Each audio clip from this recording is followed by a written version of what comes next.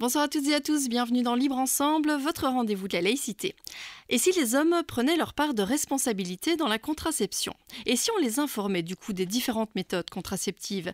Et si cela devenait une vraie discussion de couple?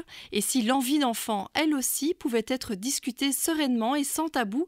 On va en parler de toutes ces questions ce soir avec Anne-Sophie Delcourt. Bonsoir. Bonsoir. Vous êtes journaliste, réalisatrice et autrice et vous venez de publier L'homme sous pilule, l'itinéraire d'un couple à la recherche de sa contraception. Un très beau livre publié dans la collection Marabule et illustré par Lucie Macaroni. Libre Ensemble, Vinciane Colson, Jacques Nizan.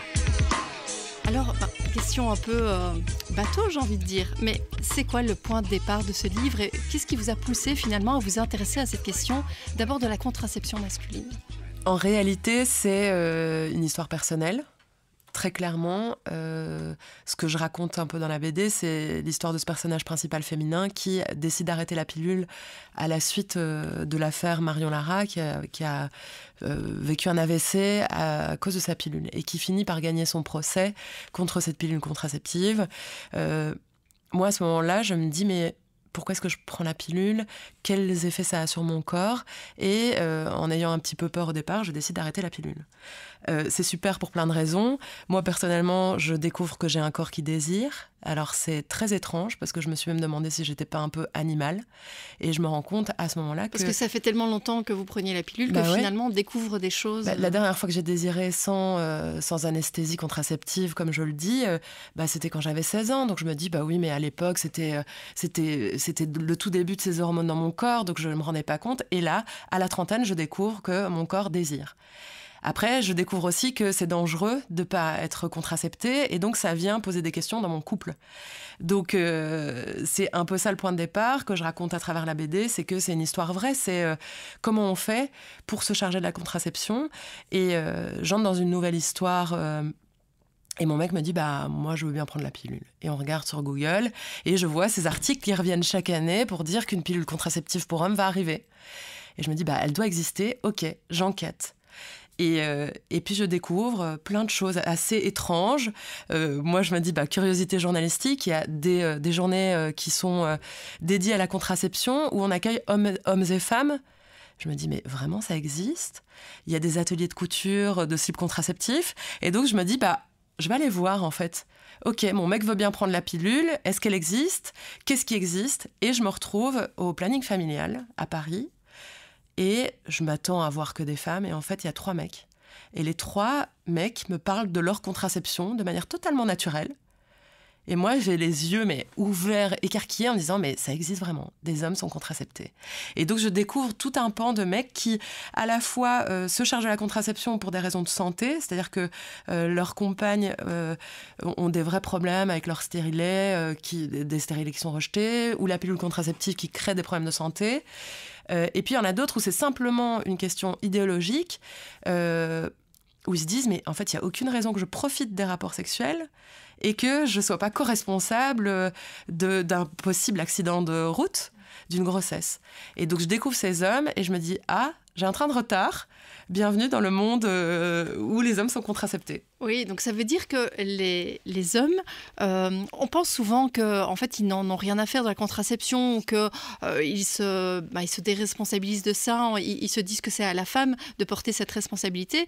Mais en fait, ce que vous nous montrez aussi dans ce livre, c'est que non, il y a des hommes qui veulent prendre leur part de responsabilité, mais ils ne savent pas très bien où trouver l'info, ils ne savent pas très bien quoi faire, en fait. Oui, parce que il était vraiment important pour moi de comprendre à quel endroit, tout d'un coup, cette contraception, c'était devenu essentiellement une affaire de femmes. Et je me suis dit, mais comment je peux trouver cette réponse? Et en fait, en faisant le parcours contraceptif de l'homme et de la femme, en les comparant à travers une ligne du temps, je me suis rendu compte qu'en fait, c'était la pilule qui a été révolutionnaire et je ne la remets pas du tout en question. Et évidemment qu'il était urgent que la pilule arrive pour contrer ces avortements clandestins dans les années 70, dans les années 70. Mais ce qui s'est passé à ce moment-là, c'est que tout d'un coup, la femme, plutôt que de parler de sa contraception avec l'homme au sein de son couple, elle s'est retrouvée à poser des questions à son médecin. Et donc, c'est cette médicalisation de la pilule qui a exclu les hommes de cette question. Et ensuite, je me suis rendu compte que, évidemment, il n'existait pas de gynécologue pour hommes. Et donc, en dehors d'une maladie, il n'y avait pas d'endroit où les hommes pouvaient poser les questions. Après, j'ai découvert évidemment qu'il y avait l'andrologue, mais finalement, quand on s'intéresse à l'appareil... aussi. Oui, c'est ça. En fait, quand on regarde ce qui se passe au niveau médical autour du pénis, voilà, et ben, il y a l'andrologue qui gère une partie, il y a l'urologue qui gère une autre partie, plus la chirurgie, plus le sexologue. Et en fait, du coup, il n'y a pas d'idée claire pour un mec qui se pose des questions. Enfin, il ne sait pas où aller, en fait. Et en découvrant ces hommes au planning familial, je découvre qu'en fait, ces mecs parlent entre eux de leurs complexes, de leur sexualité, que ça libère la parole et qu'ils partagent des infos. Et surtout, ils sortent aussi... moi, c'est ce que j'ai trouvé joli. Ils sortent aussi du complexe du vestiaire, ce truc de... le chiffre, c'est 45% des hommes pensent avoir une petite bite. Alors, ça peut faire rire, mais en fait, c'est pas du tout rigolo. Et je me dis, mais c'est quand même con qu'on n'en parle pas plus, que eux ne parlent pas entre eux, que hommes et femmes, on se rassure pas tous au travers de cette question contraceptive. Oui, en fait, ça montre aussi que la question, enfin, l'important, c'est de parler. Et j'ai vraiment envie de parler de ce point-là, c'est la question du dialogue. Et pour reprendre, par exemple, votre sous-titre du livre, donc c'est L'homme sous pilule, et le sous-titre, c'est l'itinéraire d'un couple à la recherche de sa contraception. Ça veut dire que c'est une contraception du couple, et que pour avoir cette contraception du couple, il faut que le couple en parle. Ouais. Alors ça, c'est marrant parce que quand j'étais... ce roman graphique, c'est un peu un truc hybride entre une enquête journalistique et une histoire d'amour. Le truc, c'est qu'au départ, moi, j'étais partie sur l'enquête autour de la contraception masculine, et dans la vie réelle de mon couple, il s'est passé plein de trucs où tout d'un coup, je me suis fait rattraper par la réalité. Je me suis dit, ah, t'es dans la merde, Anne-Sophie, va falloir ouvrir ton sac de nœuds et accepter de partager des trucs, des questionnements par rapport au désir d'enfant et par rapport à plein de choses où il faut oublier qu'on a un peu de pudeur, quoi. Et c'est ce qui s'est produit dans mon couple, c'est que je me suis rendu compte que au moment de l'écriture, je m'apprête à fêter mes 35 ans, on entre en confinement et mes 3 amies d'enfance tombent enceintes, mais au même moment. Mais je me dis, mais c'est délirant quand même la vie, je parle de contraception, je m'intéresse à tout ça. Et là, tout d'un coup, la question du désir d'enfant se pointe dans mon couple et mon amoureux ne veut pas d'enfant du tout. Et là, je me dis, et lui, il se retrouve à chaque fois, je lui annonce une nouvelle copine enceinte. Et donc, on est là en train de se regarder, en train de se dire, mais et toi, tu veux quoi? Et comment on fait? Et à quoi ça sert cette histoire d'amour? Et je me rends compte surtout qu'on a l'impression de parler et d'être libre dans notre dialogue de couple, mais en fait, pas du tout. Et viennent se pointer des trucs où on n'arrive pas à mettre en mots des choses. Et je pense que cette histoire, elle a servi, moi, à grandir personnellement, à comprendre où étaient mes blocages et aussi comprendre que j'ai pas de regrets par rapport à cette histoire qui est finie aujourd'hui. Elle m'a appris plein de choses, mais j'ai un regret, c'est que je me dis, peut-être que si on avait accepté de chercher de l'aide ou d'aller voir, je sais pas, un sexologue, un thérapeute ensemble, toutes ces questions n'auraient pas été le début de la fin de cette histoire, mais le début d'une histoire d'amour qui fonctionne. Après... cette histoire, je l'ai romancée dans la BD, mais en tout cas, dans la vie, c'était ça. C'est me prendre une claque, de me dire, mais il faut parler, quoi. Et il n'y a aucune honte à montrer qu'on a des blocages, qu'on est vulnérable et qu'on est tous un peu cons par rapport à notre intimité et qu'on ne sait pas comment faire. Oui, et c'est vrai qu'on a tendance parfois à penser à sexologue, psychologue, psychothérapeute quand ça va mal, mais en fait, on pourrait y penser aussi quand ça va bien et pour envisager la suite. Oui, et puis moi, clairement, pour moi, les disputes, après, il y a tout un passage sur ça, qui est hautement inspiré du film The Notebook, mais sur le fait que les disputes, c'est des preuves d'amour, quoi. Enfin, c'est peut-être bateau comme principe, mais pour moi, quand on décide de partager des points de vue et de s'opposer, c'est qu'on essaye quand même de trouver un terrain d'entente, quoi. Et on a très vite l'impression que dans un couple qui se dispute et qui se chamaille, c'est un mauvais signe. Mais en fait, je pense pas, moi. Je pense vraiment que justement, on évolue et en fait, le meilleur exercice de développement personnel qui soit, c'est le couple. Après, c'est le plus trash, mais c'est le plus doux aussi. Mais qu'est-ce qu'on apprend, quoi, si on accepte de juste remettre en question son point de vue, accepter que l'autre soit différent et trouver un terrain d'entente, on évolue en tant qu'humain et je suis riche de cette histoire qui dans la vie s'est pas forcément bien passée. Dans le roman graphique, vous verrez. Mais on laisse ce suspense bien sûr. Pour les lecteurs. Mais je suis riche de ça et je peux être dans une nouvelle histoire d'amour aujourd'hui totalement différente et quelle joie, quoi. Pour revenir à votre héros, donc Max, dans le livre va partir en fait à la découverte de différents moyens de contraception. Alors il y en a un qui est peut-être un des plus connus, c'est la vasectomie, peut-être le plus radical aussi, puisque en tout cas on peut difficilement revenir en arrière. Alors on sait qu'en Belgique, selon les chiffres INAMI, 11 000 hommes ont recours à la vasectomie en 2018. Alors c'est 2 000 de plus que 10 ans plus tôt, donc il y a quand même une évolution. On voit que parmi ces hommes, on a 3/4 qui sont néerlandophones, qui sont flamands. Donc il y a quand même une question de culture par rapport à la vasectomie. Là, vous comparez aussi avec les chiffres en Grande-Bretagne, où on voit qu'il y a une énorme différence entre la Grande-Bretagne et la France ou la Belgique. Ouais, ça c'est phénoménal. Ce chiffre, je le découvre assez tôt dans mon enquête. 1 homme sur 5 a recours à la vasectomie en Angleterre. Et je me dis, mais comment c'est possible ? Et du coup, il m'intéresse de comprendre où ça se situe. Et je découvre que c'est culturel et que c'est tout un... En fait, ça remonte à hyper longtemps. Et je me dis, comment rendre cette info hyper sérieuse, cette peur aussi de la castration, cette angoisse de castration, ce mythe de la virilité. Et donc, je lis des ouvrages hyper intéressants, dont le mythe de la virilité d'Olivia Gazalet. Et je me dis, mais comment je peux rendre ça amusant ? Parce qu'en fait, l'idée, c'est pas de donner des leçons sur ce qu'il faut ou pas faire. Et donc, il y a ce truc de Castraland, un monde magique et un peu effrayant, qui a l'espèce de parcours de jeu qui n'existe pas dans la vraie vie, il faut bien le dire. Oui, qui fait un peu flipper, mais voilà. Ouais, après, moi, je trouvais ça rigolo. Voilà, je mets en scène une paire de testicules humanisés qui, à chaque case, se fait castrer de façon différente. Mais c'est aussi pour derrière raconter que il existait dans le passé un tribunal de l'impuissance où un couple marié où la femme n'arrivait pas à tomber enceinte. En fait, il se passait que l'homme pouvait vraiment être ridiculisé parce qu'il n'était pas fertile. Et tout d'un coup, en fait, on se rend compte que collectivement, on a un héritage et on a cette idée que l'homme doit rester fertile à tout prix. Et je pense qu'il y a ce truc culturel, ce truc aussi historique par rapport à la guerre, de renflouer aussi les troupes en cas de conflit, de conflit armé, etc. Mais donc du coup, je me dis, de nouveau, essayons de se rassembler autour de cette question et de se dire, non, c'est pas juste une volonté des hommes de pas tout d'un coup laisser tomber leur fertilité, c'est aussi un truc qu'on on a hérité tout simplement, quoi, dans l'idéologie et dans cette sensation de pas être un vrai homme si tout d'un coup on n'est plus capable d'avoir un rapport sexuel qui mène à une grossesse et à enfanter, quoi. Oui, et effectivement, toute cette question culturelle, historique, et aussi les pratiques de la médecine, parce que, par exemple, dans le cas de la Grande-Bretagne, on voit que les gynécologues présentent aux femmes comme un moyen de contraception la vasectomie, Ouais. alors que c'est très, très rarement le cas, en tout cas en Belgique, en France, c'est rarement abordé. On va parler du stérilet, on va parler de la pilule, évidemment, mais on va rarement présenter la vasectomie comme un moyen de contraception. Donc il y a aussi des pratiques à changer au niveau des médecins eux-mêmes. Ouais, complètement.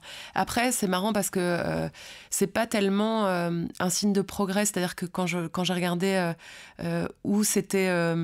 d'où ça venait à la base, en Angleterre, c'était plus une volonté historique de gérer les naissances.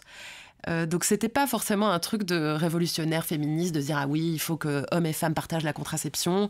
C'était plus une volonté de cadenasser, de réduire le nombre de grossesses. Maintenant, je me suis dit mais pourquoi les médecins ici en Belgique ne donnent pas cette info, pourquoi ils ne sont pas amenés à le faire? Et du coup, j'ai regardé un petit peu à combien de temps dans les études de médecine qui sont hyper longues, on prenait pour parler de la contraception et de la contraception masculine et de la vasectomie. En fait, c'est quelques heures sur toutes ces années de médecine. Et donc, c'est logique en fait que les médecins en Belgique ne sont pas formés, parce qu'il y a 2 techniques de vasectomie. Il y en a une qui est sous anesthésie locale et qui est faite en 10 minutes de temps et qui peut se faire dans le cabinet d'un médecin généraliste. Donc c'est hyper rapide. Et puis il y en a une qui est un petit peu plus contraignante et qui est sous anesthésie générale. C'est plutôt celle-là qu'on enseigne en études de médecine. Donc en fait, si on facilite cette formation des médecins et si on encourage les gynécologues à donner cette info, peut-être que ça peut faire changer les choses. Si on forme aussi plus les médecins généralistes à pratiquer cet acte dans leur cabinet, je pense qu'on peut faire évoluer les choses parce que c'est aujourd'hui les médecins qui donnent ces conseils-là, en fait.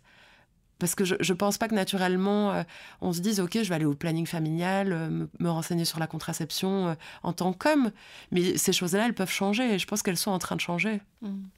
Et c'est vrai que donc votre héros Max, donc dans cette découverte des différents moyens de contraception, il y a la vasectomie, mais c'est quand même quelque chose qui est non réversible. Donc il s'interroge aussi sur d'autres moyens de contraception.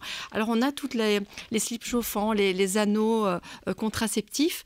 C'est des sujets, et on le voit aussi un peu dans la BD, quand on en parle la première fois, ça suscite parfois le rire. On se dit « Oh, mais c'est quoi un peu ces gens avec leurs slips contraceptifs? Qu'est-ce que c'est que ce truc ?» Comment on peut expliquer que ça suscite le rire alors que en fait c'est sérieux, ça fonctionne? Je sais pas pourquoi ça suscite le rire. Moi, j'avoue que c'est de la même manière, quand j'ai vu ça, j'ai beaucoup rigolé parce que c'est vrai que ce slip contraceptif, il a été inventé par un médecin dans le sud de la France. Il a un look pas possible, ce slip, parce que c'est un truc qui est fait sur mesure. Sauf qu'en fait, derrière ça, il y a un médecin qui est une espèce de pionnier, en fait, qui fait ça depuis les années 80, qui reçoit des hommes, qui fait des slips sur mesure pour chaque homme, pour être sûr que ça fonctionne, et qui, de façon empirique, a montré que c'était totalement valable et que ça fonctionnait, quoi. Et je sais pas, c'est drôle peut-être parce que il s'agit tout d'un coup de prendre ces testicules, de les déplacer, de les sortir du scrotum pour les coller au corps, pour réchauffer la température. Oui, parce qu'on explique un peu le principe, peut-être. Ouais. Alors le principe, c'est que donc c'est un slip avec un trou dans lequel on va faire passer la poche donc des couilles, le scrotum vide, et on va déplacer les testicules, on va les remonter, les coller au corps. Et en fait, cet anneau va permettre de tenir le scrotum et de fixer les testicules contre le corps un petit peu plus en hauteur. Donc peut-être que c'est ça, c'est la drôlerie de ce truc de déplacer les testicules. Je sais pas exactement d'où on trouve ça rigolo, mais en tout cas, alors ce qui est drôle, c'est que moi je m'inquiétais beaucoup de me dire mais ça doit être désagréable, ça doit être très étrange et je peux pas l'essayer moi-même. Et en fait, j'ai découvert aussi que ces hommes qui pratiquent cette contraception trouvent une forme de liberté et de réappropriation du corps aussi, et quelque part trouvent ça plutôt confortable de plus avoir les testicules qui pendent. Après, je peux pas savoir. Bon, on est deux femmes, ça va être compliqué de le dire, mais voilà. Mais en tout cas, il y a presque quelque chose de plutôt agréable de se réapproprier le corps, de aussi du coup faire plus attention à ses cycles. Et donc d'entendre tout ça, c'est assez fabuleux. On peut tous se rapprocher de nos corps, les observer, et de nouveau, en dehors du médical et de la maladie, en fait. Et s'écouter, apprendre. C'est ça aussi vers quoi ça m'a emmenée, c'est que tout d'un coup, la contraception amène un dialogue sur la sexualité, une libération à ce niveau-là, et en fait, on peut se rapprocher à travers ça. Alors que moi, je me disais, bon, bah oui, on va rester dans un truc médical, on va parler des accidents, des grossesses, etc., du côté un peu négatif, entre guillemets. Et en fait, moi, ça m'a amené à un truc de libération de la parole. Après, j'aime pas trop ces termes-là, mais c'est vrai. Tout d'un coup, on parle de sexualité, on se libère. Bah oui, les hommes ont des envies, ont des cycles. Et donc, c'est très joli, en fait, ce vers quoi ça amène le couple. Alors, vous le disiez, hein, il faut porter ce slip, par exemple, pendant quand même plusieurs heures sur une journée, 15 heures, je pense. Oui, c'est 15 heures par jour. La pilule hormonale, elle n'est pas encore vraiment en circulation, notamment parce que les premières études ont montré qu'il y avait des effets secondaires. Et là, du coup, je reviens vraiment à un point de départ de votre livre, où vous parlez des effets secondaires de la pilule pour les femmes, à travers le parallèle avec le chien. Alors, ça peut paraître choquant au premier abord, et en même temps, c'est tellement parlant. Dites-nous un peu ce parallèle. En fait, ce parallèle, c'est à nouveau la réalité qui vient sonner, c'est que c'est vraiment le début de l'histoire. Le compagnon avec qui je suis à l'époque a un chien, et ce chien se frotte. Et ce qui est vraiment très gênant, parce que ça, je peux pas le raconter dans la BD, mais ce chien s'attaquait à des enfants. Et du coup, on se retrouve dans la position de se dire, mais il faut qu'on fasse quelque chose avec ce chien. Et donc, mon compagnon l'emmène chez le vétérinaire, et ce vétérinaire lui dit, mais oui, on peut envisager une castration chirurgicale, mais on va d'abord tester de façon hormonale, parce que en fait, en coupant le chien de ses hormones, ça risque d'avoir une incidence sur son tonus, sur sa vitalité, sur son comportement. Et en fait, quand il rentre à la maison et qu'il me raconte ça, je suis scotchée, je dis alors je suis très contente pour le chien, qu'on se pose cette question de ce que ça peut avoir comme incidence sur son comportement et son caractère. Mais là où je suis choquée, c'est qu'on ne se soit pas posé la question une seule seconde à l'époque où moi, on m'a mis sous pilule. Après, c'est sûr que des chiots, ça n'a pas une incidence énorme sur la vie du couple, alors qu'une grossesse et un enfant, c'est autre chose. Donc, je ne remets pas en question les conséquences que ça peut avoir d'être ou non sans hormones. Mais néanmoins, se dire que ça a une incidence sur le comportement, la vitalité du chien, et qu'on ne se pose pas la question, que ce ne soit pas une chose qu'on questionne quand, en tant que femme, on va voir son gynécologue, ça m'a vraiment énervée, moi, personnellement. Oui, et qu'on ne nous Donc ça, prévient pas nécessairement... c'est un vrai truc de réalité, cette histoire de chien. Et je me suis dit, mais est-ce que je peux me permettre de raconter cette histoire en démarrant par ce chien ? Et en fait, je me suis dit, oui. Et c'est ça que permet aussi le roman graphique. C'est qu'au départ, cette histoire, moi, je voulais peut-être la raconter en documentaire. Et puis, quand j'ai eu cette histoire du chien, et puis plein de trucs un peu rigolos, je me suis dit, mais en fait, le roman graphique ou la BD, c'est un support génial pour pouvoir répondre à des questions sérieuses, mais aussi s'amuser. Parce qu'il y a un médecin qui a un syndrome de la Tourette, et en fait, je pense pas dénaturer les messages profonds qui se cachent derrière toute cette histoire, mais néanmoins, on peut rigoler avec ça, quoi. Et je pense qu'en rigolant, on peut amener 1 milliard de dialogues et détendre l'atmosphère avec des questions qui sont puissantes et qui sont pas faciles à amener dans le couple, dans la famille. Ouais, parce que dans la famille, je dis la famille parce que je pense qu'il y a aussi cette question des médecins, du monde médical et de comment le monde médical se remet en question. Et ça, c'est par rapport à mon papa qui est médecin aussi. Donc, il y a ce truc de comment amener ça. J'avais très peur qu'ils lisent et qu'ils me disent « mais t'es dur avec les médecins, etc. » Et au final ? Eh ben, au final, non. Parce que je pense que c'est quelque chose qui était important aussi, c'est que je fais le portrait de médecins dans cette BD qui sont des pionniers et qui, dès les années 70, se sont posé la question de la contraception masculine parce qu'ils se trouvaient face à des couples où, de nouveau, c'était des nanas qui souffraient beaucoup de la pilule ultra dosée de l'époque. La pilule n'est plus aussi violente avec le corps de la femme aujourd'hui. Maintenant, c'est pas un complément alimentaire, ça reste un médicament. Mais à l'époque, c'était quand même... c'était beaucoup plus brutal. Et donc, ces mecs recevaient ces mecs, pardon... respect, ces médecins recevaient des femmes qui souffraient de leur contraceptif et se sont mis à inventer une contraception masculine pour venir permettre à l'homme de se contracepter et pour éviter des désastres. Et ces hommes, ils ont été pris dans le monde médical qui était le leur, un peu pour des charlots. Et donc moi j'ai trouvé ça assez fou de voir qu'on les invitait en plateau de télévision ou dans des articles, mais plus pour le côté curiosité, le côté rigolo, et pas du tout pour souligner les avancées incroyables qu'ils avaient mis au point. Mmh. Et j'avais envie de montrer ça, parce que pour moi, c'est une vraie différence entre le médecin et le soignant. C'est trouver des solutions en fonction des patients qu'on a en face de soi. Et donc, ces médecins n'étaient pas là en train de défendre la contraception masculine en disant « c'est la solution à tout », c'est pas ça du tout. Et moi non plus, je veux pas défendre ça. En fait, chacun doit trouver la meilleure contraception pour lui-même. Pour son couple. Voilà. Mais néanmoins, ils ont eu cette démarche de se dire « ok, j'essaye de trouver une solution dans un cas particulier qui est compliqué. Et moi, mon souhait, c'est de pouvoir aider. » Et parfois, dans ce dialogue que j'ai pu avoir avec des gynécologues pendant ces 4 ans d'enquête, c'était non mais moi, je ne remets pas en question ce que j'ai appris dans mes cours de médecine. Je sais mieux et je ne me remets pas ça en question. Ça fonctionne. Bien sûr, ça fonctionne, la pilule contraceptive pour femmes. C'est évident et c'est une avancée géniale. Maintenant, on peut essayer de trouver d'autres solutions aussi quand ça ne convient pas à certaines personnes. Mmh. Oui, et on sait aussi en plus que les effets secondaires restent importants quand même. Alors, vous parliez de la forme du livre, de cette BD roman graphique, j'aurais plutôt envie de dire. On doit aussi rendre hommage au dessin, au dessin de Lucie Macaroni. Bien sûr. C'est vous qui êtes allée la trouver. Comment s'est passée cette rencontre ? Oui, en fait, j'avais lu les 2 premières BD qu'elle avait faites et j'adorais son trait parce qu'elle a un côté malicieux. Elle dessine beaucoup de corps de femmes. J'adorais ses couleurs, j'aimais beaucoup cette façon qu'elle avait de raconter les choses de manière décomplexée et rigolote. Et après, j'ai trouvé ça hyper intéressant de lui demander de dessiner des hommes et d'avoir ce truc de lui demander de faire un exercice inversé. Et donc, je l'ai contacté sur Instagram, j'ai dit « j'adore ton travail, est-ce que tu es d'accord de me suivre dans une histoire pas possible ?» Et je l'ai approché en lui parlant en plus des pages qui étaient les plus folles. Donc, je me suis dit « mais elle va jamais me faire confiance. » Et si. Et donc voilà. Oui, et elle plonge dans votre univers parce que, comme vous le disiez, l'avantage d'un roman graphique par rapport, par exemple, à la télé, c'est qu'il y a cet aspect très fantasmagorique, j'ai presque envie de dire.